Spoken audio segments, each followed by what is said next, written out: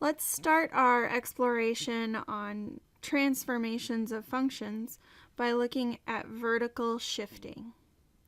The graph y equals x cubed minus 2 and y equals x cubed plus 4, graph those in your calculator. These functions are built from which function? Well, the answer to that is it's x cubed. And remember from the previous video, the shape of x cubed looks something like this. What is the effect on the graph of adding a constant to the function? If we add a number bigger than 0, the function shifts up. So we can draw a little arrow upward. And if we add a number less than 0, the function shifts downwards. Now notice that the number that we're adding is outside the cube. It is not x plus 3 and then parentheses around it raised to the third. It's on the outside. Adding a constant to a function shifts its graph vertically, upward if the constant is positive and downward if it is negative. So let's suppose that c is greater than 0.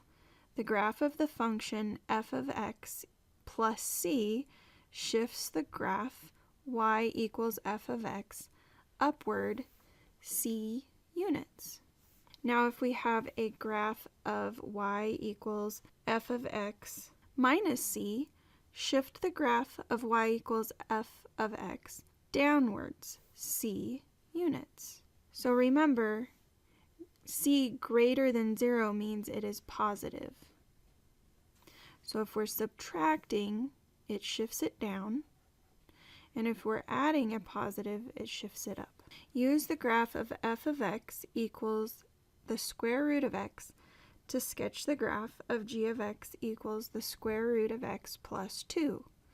It's important to notice that the plus 2 is outside the radical, and the minus 5 is also outside the radical. Since 2 is greater than 0, it's going to shift up by 2.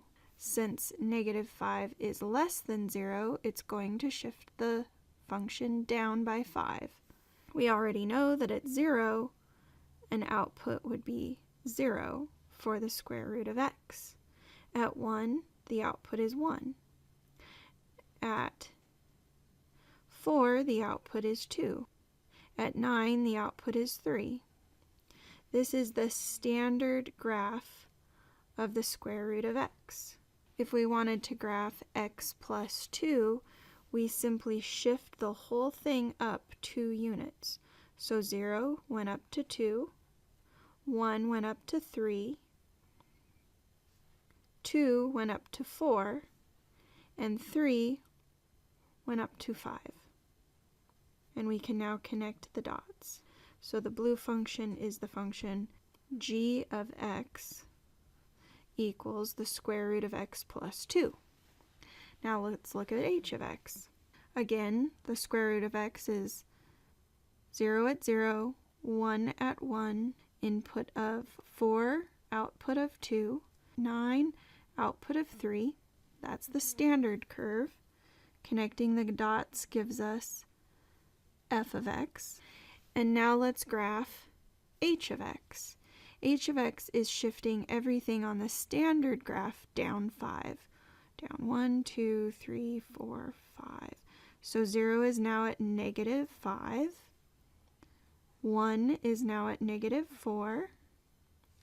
2 is at negative 3 now. And 3 is at negative 2. So now we can connect the dots on the green function, and this is the function h of x.